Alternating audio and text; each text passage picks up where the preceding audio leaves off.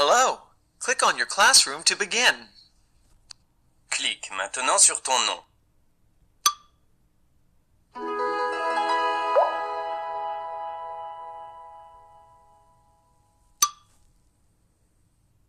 Lis le livre seul. Réponds aux questions en utilisant les informations du livre. Tu peux cliquer sur un mot pour qu'il soit lu, mais seulement si tu n'arrives pas à le déchiffrer. Le petit ornithorynque va à l'école, de Pierre Pudu. Voici l'histoire d'un petit ornithorynque qui avait du mal à se faire des amis à l'école. Lis le texte. Quand tu as fini de lire, clique sur la flèche.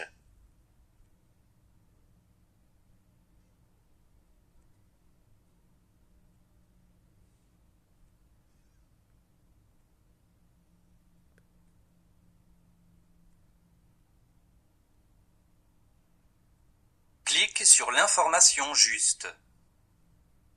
L'ornithorynque a beaucoup d'amis au début de l'histoire. Buddy n'a pas d'amis au début de l'histoire.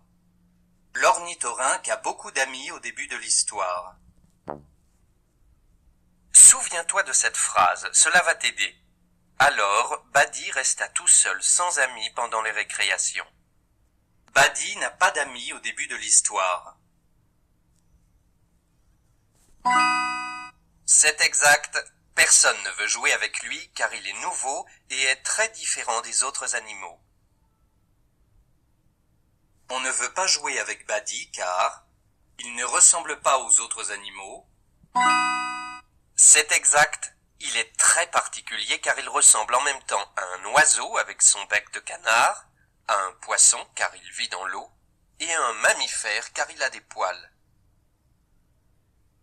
Clique sur l'information juste.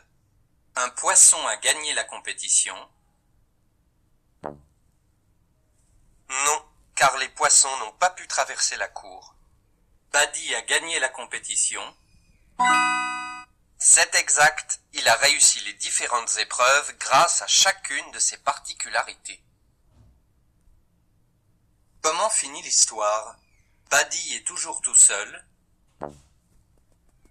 Il est écrit à la fin du livre que le petit ornithorynque a plein d'amis.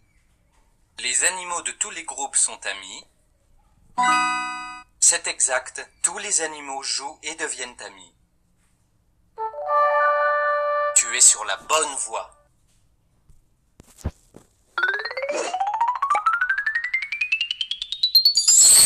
Tu as lu l'histoire du petit ornithorynque qui avait du mal à se faire des amis à l'école. Passé, présent, futur, niveau 1. Aujourd'hui, tu vas apprendre à distinguer les temps du passé, présent et futur. Observe ces phrases. Que remarques-tu? Il a mangé au restaurant. Il mange au restaurant. Il mangera au restaurant. On observe que ces phrases ont toutes le même pronom, mais que le verbe change dans chaque phrase. Dans une phrase, le verbe permet de donner une indication pour repérer l'action dans le temps. L'action peut se dérouler dans le passé, le présent ou le futur. Le verbe se conjugue donc selon le moment où se déroule l'action. Il permet d'indiquer le temps de la phrase. Hier soir, il a mangé au restaurant. L'action est au passé.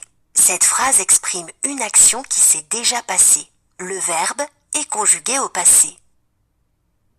En ce moment, il mange au restaurant. L'action est au présent. Cette phrase exprime une action qui se déroule en ce moment. Le verbe est conjugué au présent. Ce soir, il mangera au restaurant. L'action est au futur. Cette phrase exprime une action qui se déroulera plus tard. Le verbe est conjugué au futur. Dans un texte ou dans une phrase, il y a souvent des mots ou groupes de mots qui permettent de donner une indication sur le moment où se déroule l'action. On les appelle les indicateurs de temps. Hier. Aujourd'hui. Demain. Ces indicateurs permettent de savoir si l'on est au passé, comme par exemple hier, au présent comme le mot aujourd'hui, ou au futur comme le mot demain. Hier, elle a joué au basket, indique une action passée. Aujourd'hui, elle joue au basket, indique une action au présent. Demain, elle jouera au basket, indique une action dans le futur. Entraîne-toi. Clique sur chaque carte pour la classer dans le bon groupe. Les mots qui indiquent que la phrase est au présent. Les mots qui indiquent que la phrase est au futur.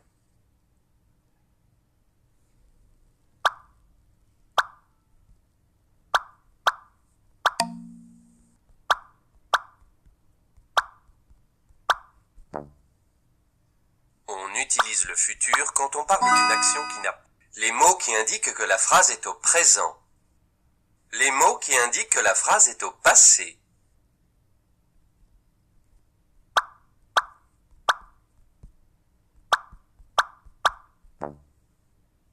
On utilise le passé quand on parle du... Veux-tu revoir la leçon avant de continuer?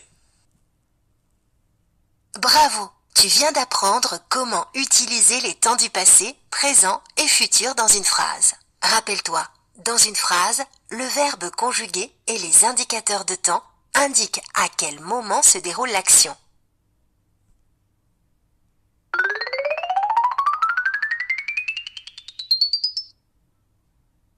À ton tour. Complète cette phrase en faisant attention au temps utilisé.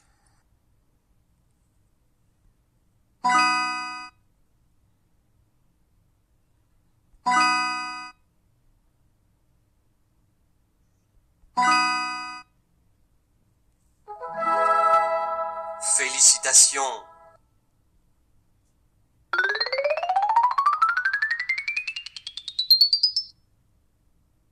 Réécris cette phrase au passé.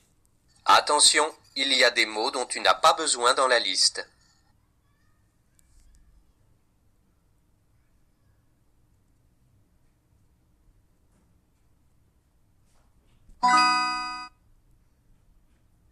Réécris cette phrase au futur. Attention, il y a des mots dont tu n'as pas besoin dans la liste.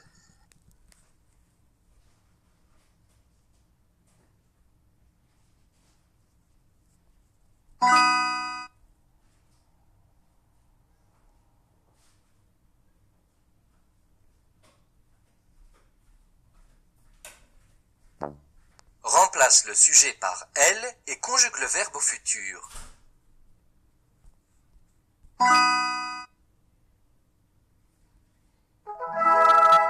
Tes efforts portent leurs fruits.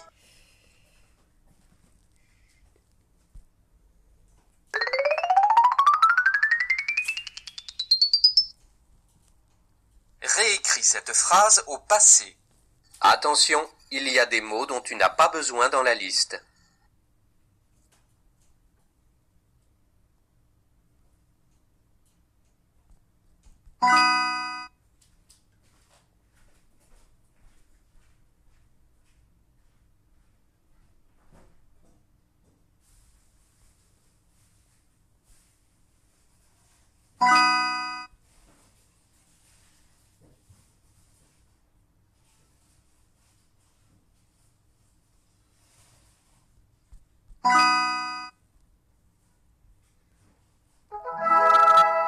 Parfait.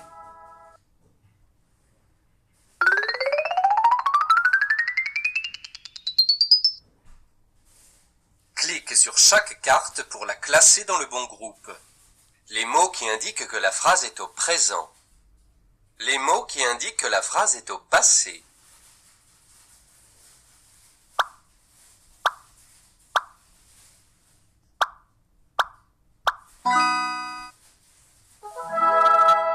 Parfait.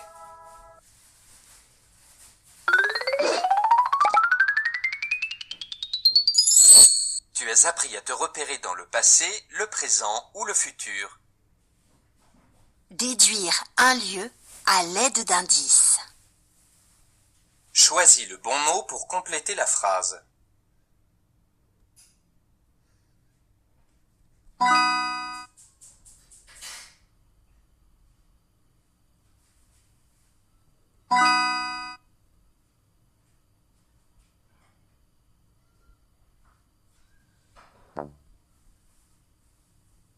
Cette phrase parle de grue.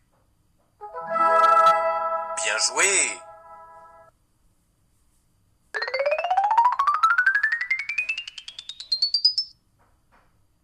Clique sur chaque carte pour la classer dans le bon groupe. La forêt. Au ski.